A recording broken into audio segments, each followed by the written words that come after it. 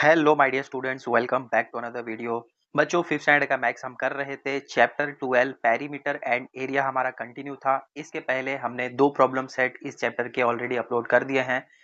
Problem set 48 and 49, जिसका link आपको description में मिल जाएगा, आप वहां से चेकआउट कर सकते हैं। आज के वीडियो में हम प्रॉब्लम सेट 50 करेंगे और ये इस चैप्टर का लास्ट प्रॉब्लम सेट है। इसके बाद ये चैप्टर 12 आपका कंप्लीट हो जाएगा। तो वीडियो में आगे बढ़ने से पहले चैनल को सब्सक्राइब कर लो और बेल आइकन को प्रेस कर दो, ताकि जब कभी भी न्यू चैप्टर या न्यू वीडियो अपलोड हो तो नोटिफिकेशन सबसे पहले आपको मिले। अब आइए क्विकली स्टार्ट करते हैं आज की क्लास। प्रॉब्लम सेट स्टार्ट करने से पहले अगेन यहाँ पर आपको कुछ फॉर्मूलेज याद रखने हैं। जैसे कि हमने प्रॉब्लम सेट 49 स्टार्ट करने से पहले देखा था पेरीमीटर ऑफ रेक्टेंगल का formula and perimeter of square का फॉर्मूला। वैसे ही यहाँ पर अगर आपको एरिया ऑफ रेक्टेंगल फाइंड करना है तो उसका फॉर्मूला ये है, लेंथ इंटू ब्रेड। यानी जो भी लेंथ आपको दी जाएगी उसको मल्टीप्लाई करना है ब्रेड के साथ।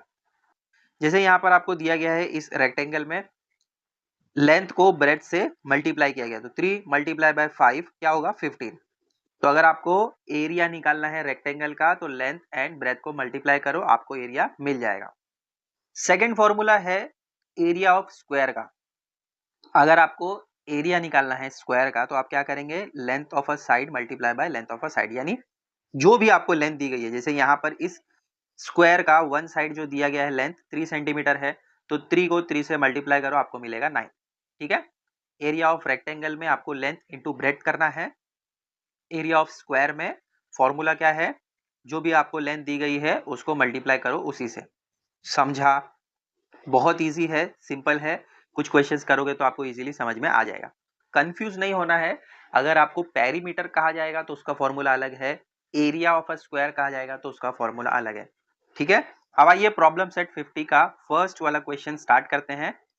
The length of the side of each square is given below, find its area.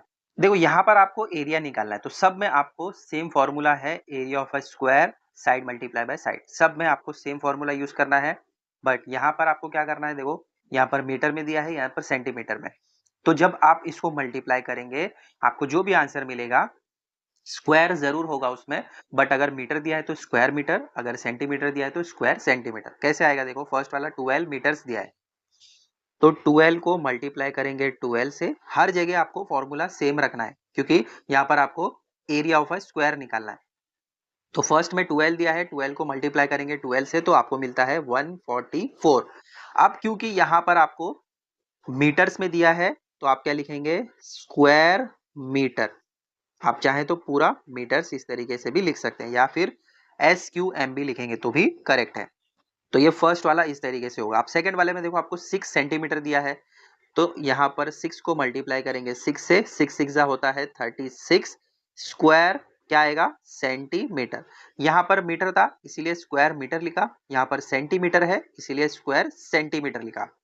Square common है, मीटर है तो मीटर, सेंटीमीटर है तो सेंटीमीटर। दोनों में देखो स्क्वायर दोनों जगह आया, बट यहाँ पर मीटर था तो मीटर, यहाँ पर सेंटीमीटर था तो सेंटीमीटर। अब देखो नेक्स्ट वाला जो आपको दिया है 25 मीटर, तो 25 को मल्टीप्लाई करेंगे 25 से, आपको मिलेगा 625 स्क्वायर।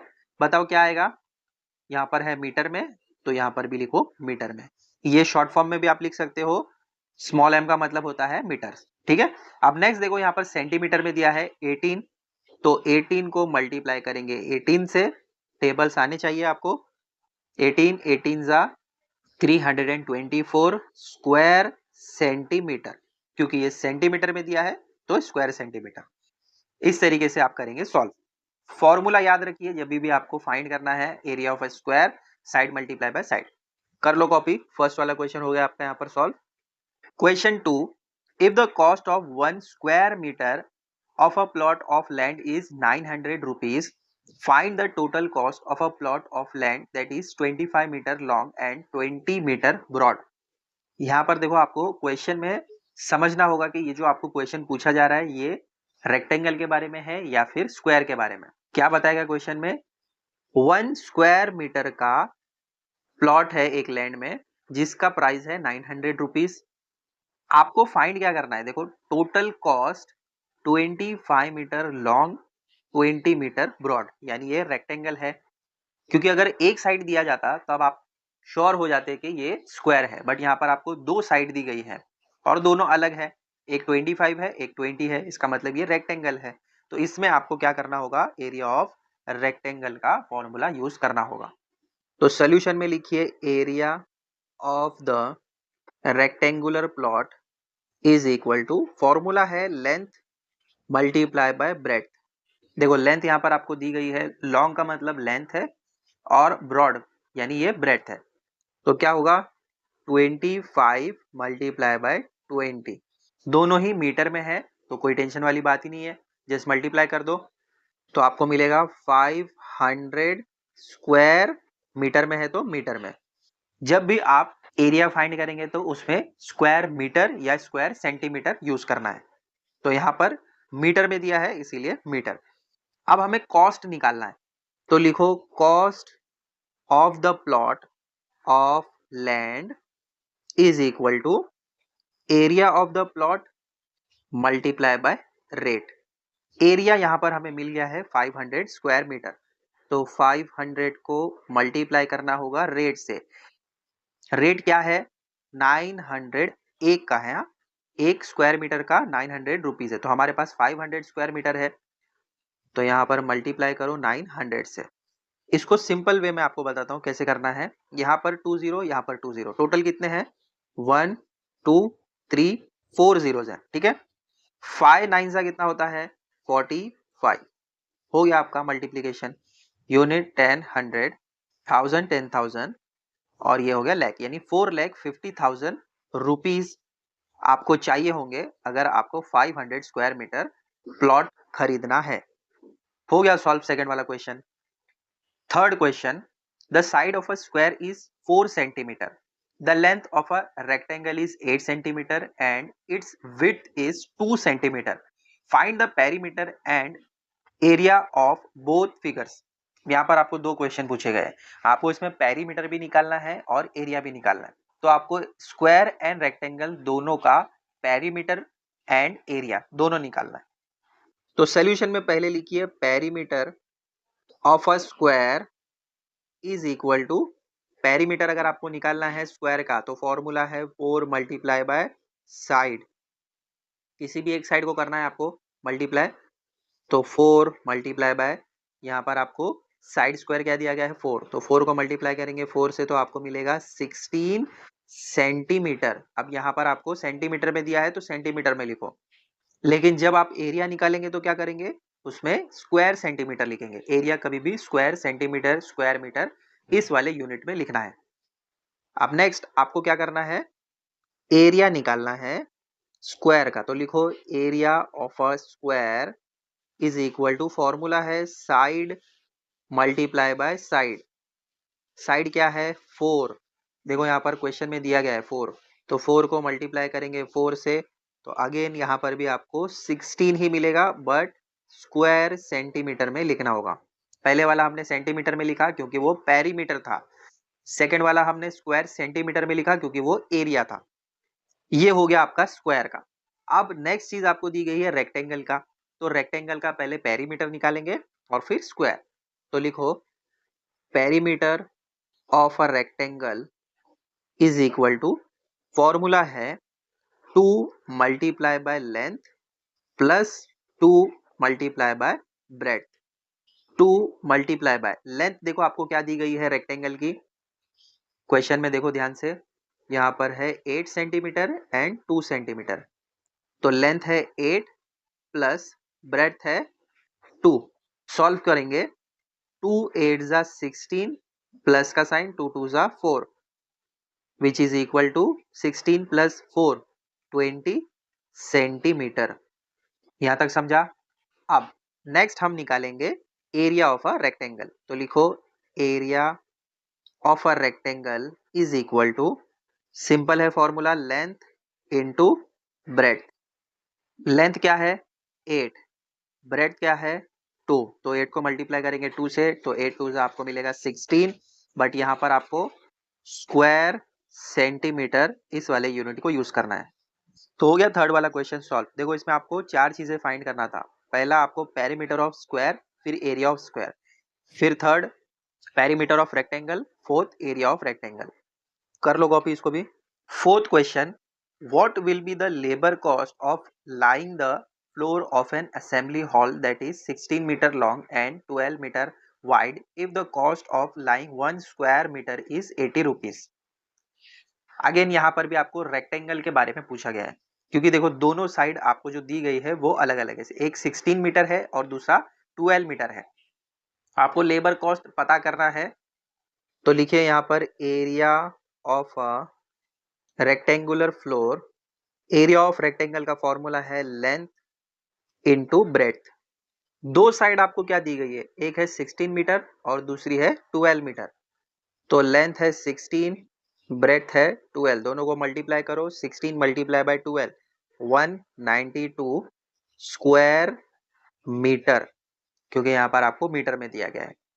तो नेक्स्ट स्टेप में लिखेंगे the cost of laying 1 square metre is 80 rupees. एक स्क्वायर मीटर का कॉस्ट है 80 रुपीज।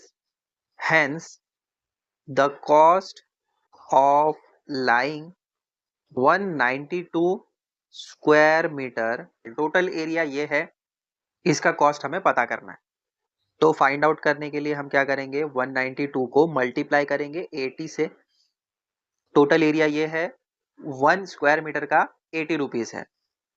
करो मल्टीप्लीकेशन, 0 0 0 मल्टीप्लीकेशन साइन, 8 2 जा 16, 1 कैरी, 6 आ जाएगा डाउन में, 8 9 जा 72 प्लस 1 73, तो 7 आएगा अप साइड में, 3 आएगा डाउन साइड में, 8 1 जा 8 प्लस 7 15, प्लस कीजिए अब दोनों लाइन को, यहाँ पर 0, यहाँ पर 6 3 5 1, क्या मिल रहा है 15,360 रुपीज।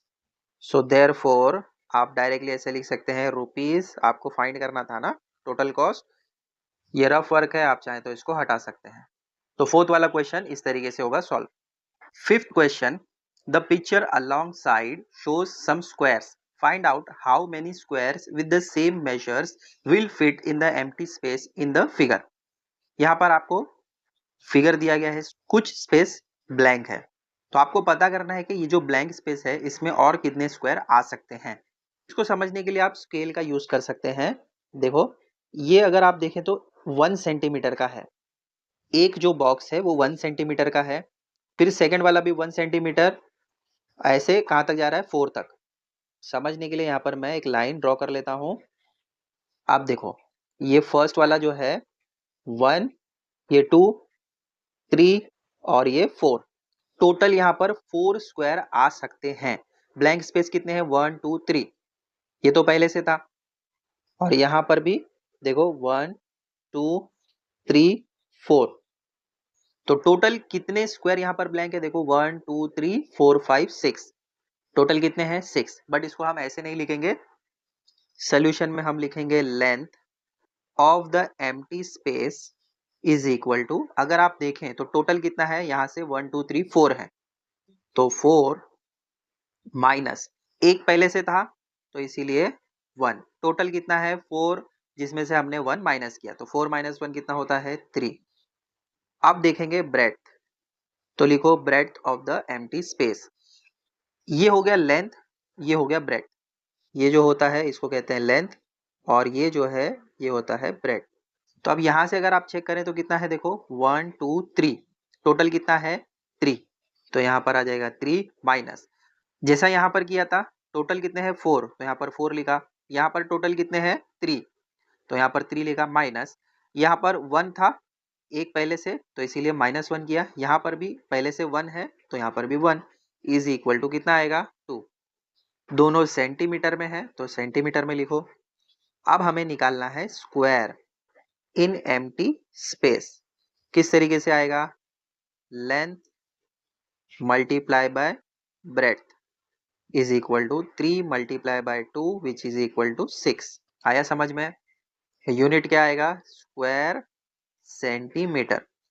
यहाँ पर टोटल 4 थे लेंथ में, इसीलिए 4, पहले से एक दिया गया था इसीलिए -1, यहाँ पर ब्रेड्थ में अगर देखें तो टोटल 3 थे इसीलिए 3, पहले से एक दिया गया था इसीलिए यहाँ पर -1, तो 3 मल्टीप्लाई बाय 2 इज 6।